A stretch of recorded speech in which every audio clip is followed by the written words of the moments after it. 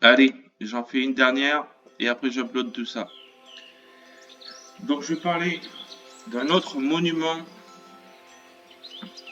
qui va vous décoiffer.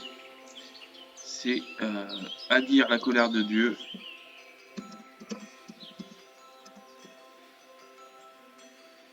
Donc de Werner Herzog. On va regarder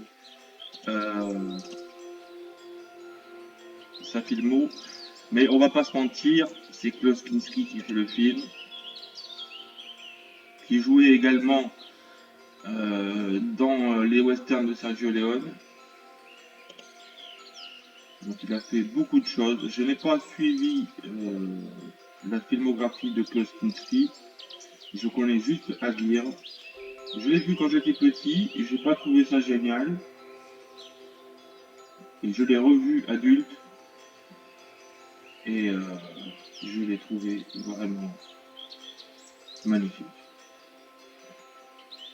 Alors on va en parler dans un instant. Klaus Kinski, regardez ses interviews, regardez un peu sa filmo, je ne connais pas, mais c'est une sacrée personnalité et qui vaut le détour. Et alors le film a toute une histoire puisque ça s'est passé avec plein de déboires, ils ont galéré, Klaus Kinski était colérique, il n'arrêtait pas de vous dire je vais me barrer, et si c'est comme ça, vous faites comme j'ai décidé ou vous faites pas, etc., etc. Donc ça a été toute une histoire pour que le film se fasse. Et bon, avec tout le respect que j'ai pour Werner Herzog, pour moi c'est Klaus Kinski qui tire le film sur ses épaules. Donc il a fait. Les miens aussi ont commencé petits. Aguirre est apparemment un de ses tout premiers. Il a fait Nosferatu, qui pourrait être dans la liste. Après, Fitzcarraldo, je connais le nom, mais je ne l'ai pas vu. Invincible, je ne suis pas sûr. Bad Lieutenant.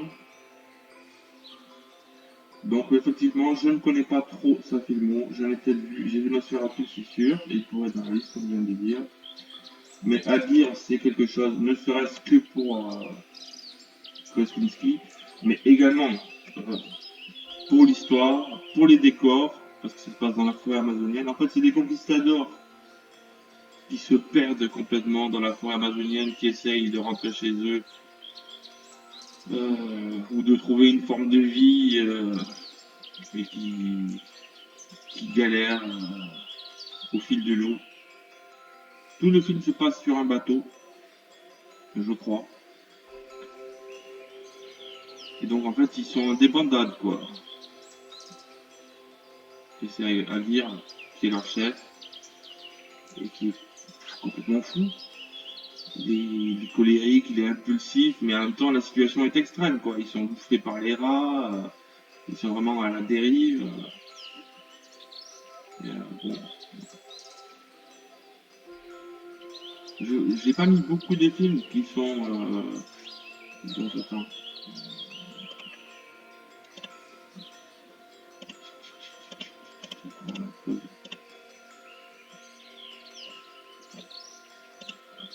Je veux voir l'année 75. Des films un peu vieux, comme ça, j'en ai pas mis beaucoup. Mais celui-là, entre tous, je suis la colère de Dieu.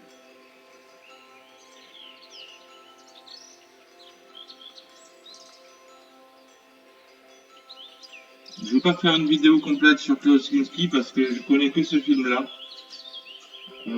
Et je l'ai également vu dans les westerns de Sergio Leone, mais à part ça, je ne connais pas ces films. Mais c'est un virtuose, quoi. C'est un génie.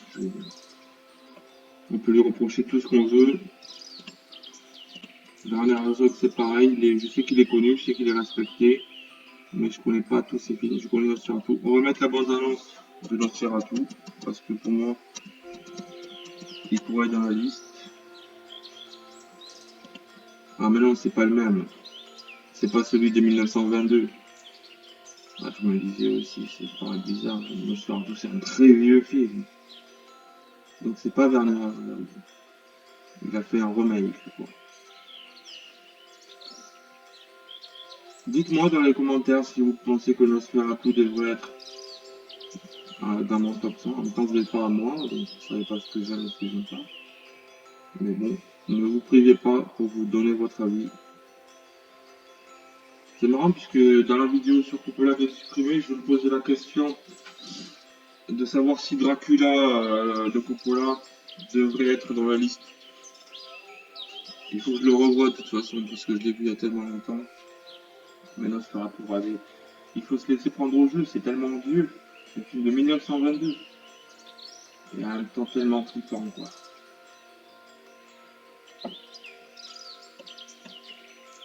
Et je sais pas si je vais retrouver ce que je cherche. Et donc, en regardant Aguirre, je me suis dit, ouais, ce mec, quel génie, tout ça. Il est vraiment fort, quoi. Il a une putain de gueule et tout. Et je regardais des interviews de lui. Alors, je sais pas si c'est ça là. Dans la vraie vie, il est vraiment comme ça, quoi. Et en fait, il est interviewé par un mec, par un Français, et il l'envoie chier d'une force. Il se fout de sa gueule. Le mec, je crois, spécialiste en cinéma, et Klosinski, il lui dit, mais qu'est-ce que je fous sur ce plateau? Déjà, pourquoi est-ce que je suis obligé de se parler? J'ai rien à dire. Moi, je fais les choses, je raconte pas ma vie. Je dis, vous êtes un baiser, vous venez à la télé vous êtes à la télé pour vous taper des gonzesses, vous avez aucun fond, vous avez rien à dire. Et il s'énerve contre lui, et il le casse complètement. Et c'est magnifique à voir. Quand c'est lui, c'est pas la même chose. Quand c'est Kloskowski, c'est pas la même chose. Et donc, comme la vidéo va être courte, puisque je n'ai que à dire, à parler, je ne connais pas ces autres films, je vais faire de la pub pour une chaîne qui s'appelle Le Fossoyeur de Films. Et là, il est en train de parler de Adir, justement, qui est ma référence cinéma sur YouTube. Si vous voulez regarder des critiques, des chroniques de films, avec à chaque fois une petite histoire. Là, il raconte justement le tournage de la grille. C'est de là que je tiens l'info. Vous voyez, à un moment, ils ont dû faire passer le bateau par-dessus une colline. Et ils ont vraiment dû faire passer le bateau par-dessus une colline à la main. Et c'était une galère sans fin, il s'est mis à pleuvoir, etc. Tout a mal tourné. Mais moi, ce que je veux parler, c'est le fossoyeur de film. Donc, je vous conseille très fortement cette chaîne. Il parle, moi j'ai à peu près les mêmes goûts que lui. Donc, vous voyez, là, je clique dessus, je tombe sur Twin Peaks, déjà, ça veut tout dire. Il a un excellent goût, ses vidéos sont très intéressantes à regarder, beaucoup plus que les miennes. Et il fait que du bon quoi. Il fait plein d'émissions dans plein de styles sur tous les films. Le Fossoyeur de films, si vous voulez une chaîne cinéma vachement intéressante, abonnez-vous à sa chaîne, regardez un peu tout.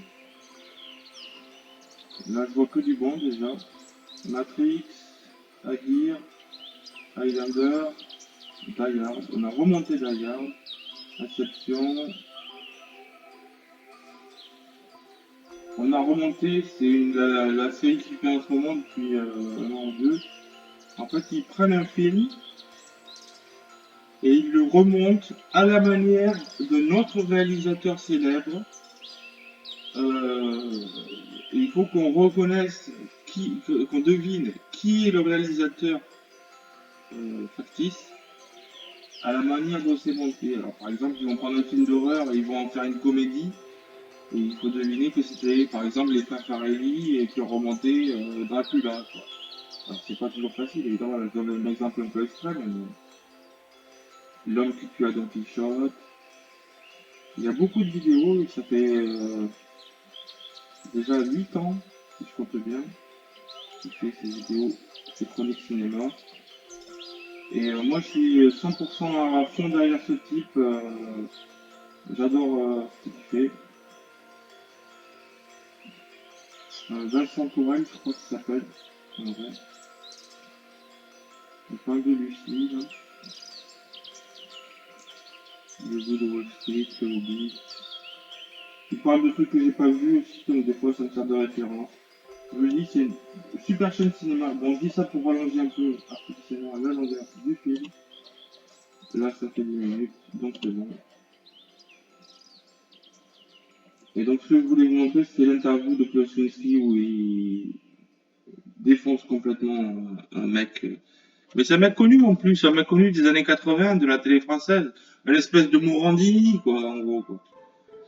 Et ça fait toujours plaisir de voir un espèce de Morandini du passé se faire défoncer par Klaus Kinski.